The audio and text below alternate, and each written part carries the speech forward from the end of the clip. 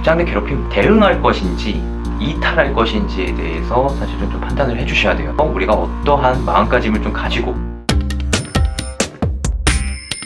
네, 안녕하세요.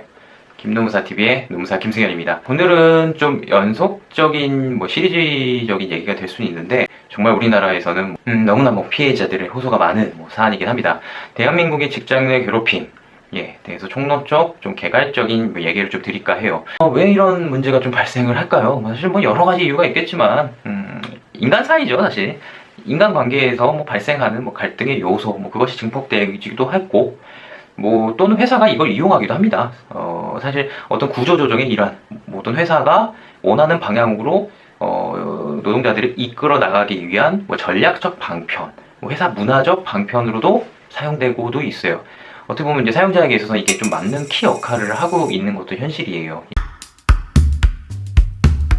직장 내 괴롭힘이 무엇이고 이것에 대해서 우리가 어떠한 마음가짐을 좀 가지고 대응을 해야 되는지에 대해서 좀 총론적인 걸 좀 말씀을 드릴까 합니다. 직장 내 괴롭힘이 드디어 입법이 되어졌습니다. 정의가 직장 내 괴롭힘이란 사용자 또는 근로자가 직장에서 지위 또는 관계 등 우위를 이용해서 권력관계를 이용해서 업무상 적정 범위를 넘어서 다른 근로자에게 신체적 또는 정신적 고통을 주거나 근무 환경을 악화시키는 행위, 이렇게 해서 정의가 드디어 입법이 됐어요. 사실 거진 다 들어갔다고 보는 게 맞죠. 현행 사실 직장 내 괴롭힘을 대응하는 방법은 지금까지 아직 법이 안 들어가고 있으니까 산업재해를 통해서 마음의 병에 대해서 치료를 하는 방법, 또는 그 가해자에 대해서 일정한 민사상 손해배상을 청구하는 방법, 또는 그 가해 행위가 일정한 신체적 또는 좀 이례적이긴 하지만 정신적 폭행죄까지 이제 갈 수 있다고 보여지는 경우에는 형법상 폭행에 관련한 죄를 묻는 경우도 실제 있었습니다. 이것에 대한 형법상 처벌을 하는 방안, 이거 좀 이례적이긴 해요. 사실상 이제 민사적인 어떤 가해자에 대해서 보상을 구하는 이런 방식으로 쓰였죠. 회사가 이제 방어하는 방법은 우리는 정당하게 업무상에 필요한 행위를 했을 뿐이고 오히려 이 사람한테 문제가 있었다, 항상 이렇게 이제 대응이 되어져 왔어요. 자, 이러한 상황에서 제가 항상 이제 말씀드리는 게 있어요. 이제 저희는 법률의 대리인이긴 하지만 어쨌든 이 분들과 일을 함께 해야 되기 때문에 항상 이 고민을 먼저 하시라고 합니다. 이 상황에 대해서 대응할 것인지 이탈할 것인지에 대해서 사실은 좀 판단을 해주셔야 돼요. 대리인임에도 불구하고 이탈에 대해서 가능성을 열어두는지에 대해서는 이것이 치료적 문제일 수도 있어요. 상병에 대한 치료적 문제일 수도 있고, 또는 당사자가 어느 정도 대응을 할 수 있는 내구성을 가지고 있는지에 대한 문제일 수도 있어요. 어떠한 길을 가고 우리가 무엇을 해야 될지 알고 내가 이것을 충분히 감내하겠다는 생각을 가지고 있냐 없냐의 차는 중요합니다. 사실 이탈이 무조건 나쁜 것도 아니에요. 빨리 이탈하고 정상적인 생활로 돌아가실 수 있다면 반드시 나쁘다 이렇게 생각하진 않아요. 그러나 이러지 않은 경우도 있어요. 이것을 해결하지 않고 나를 가해한 그 사람하고 뭔가 내가 정당하다 또는 내가 옳았다, 이것이 맞다라는 확인을 받지 않으면 도저히 살 수가 없다. 제가 많이 봤어요. 사실은 제가 선생님이 이탈을 하셔도 좋겠습니다, 아무래도 힘들 것 같아요 하셨던 분이 결국엔 2-3년이 흘러도 마음이 계속 쌓이는 거예요. 쌓이고 결국에는 대응을 할 수밖에 없는 이런 결론에 이르신 경우도 있어요. 자신이 알고 그걸 선택할지 말지는 본인의 문제입니다. 내가 피해를 받았고 어떤 일정한 산업 현장에서 지금 재해가 있었던 건데, 마음의 병이 오거나 재해가 있었던 건데 무조건 회피만 해서 될 일인가?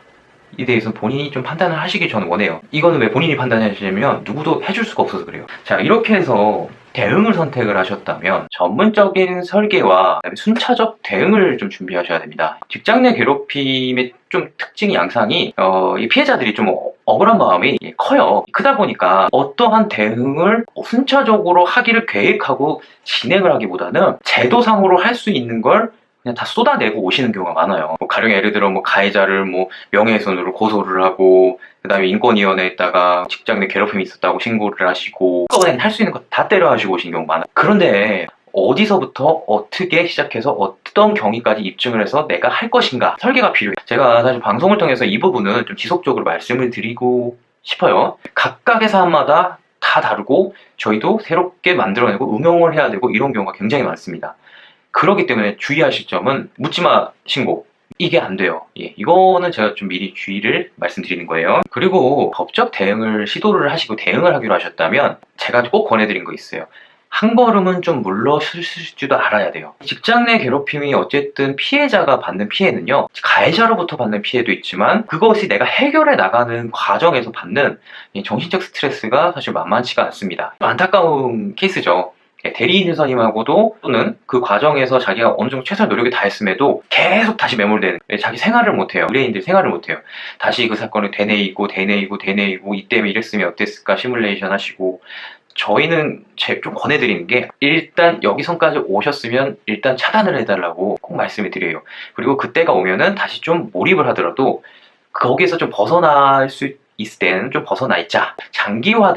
장기적인 어떤 절차를 취하실 때는요, 한 걸음 물러나실 때는 물러나실 줄 알아야 돼요. 그리고 붙어줄 때는 확 붙어주고, 그렇지 않으면 방전됩니다. 방전되면 쉽게 포기하게 되고 여러분들이 가고자 하는 지점까지 못 가게 되는 경우가 굉장히 많습니다. 그 다음에 의학적인 치료 매우 중요합니다. 여러분들이 어떤 치료를 받으신다면 적극적으로 치료를 받으시고 약물 복용도 적극적으로 하셔야 되면 하셔야. 진료 과정과 이 법적 대응 과정이 떨어져 있지 않아요. 적극적인 진료는 여러분들의 심리적으로 받는 타격도 상당히 줄어들게 합니다. 정신의학과나 전문의로부터 그런 도움이 필요하시다, 그러면 꼭 받으세요. 법적으로도 나중에 유리한 사항으로 쓸 수 있고요. 법적인 게 아니더라도 이 사항을 버텨내는데 꼭 필요할 수도 있어요. 여러분들이 의지나 의사력이 그 자신 생각대로 되지 않아요. 직장 내 괴롭힘, 결국의 목적은 피해자는 적정한 보상을 받거나 다시 안정적인 직장 생활을 할 수가 있어야 됩니다. 목적을 항상 좀 생각해 주세요. 왜 괴롭힘 행위에 대해서 내가 이것을 어떻게 해결할 것인가? 이탈을 하기로 한 것인가? 이탈이 아니면 대응이라면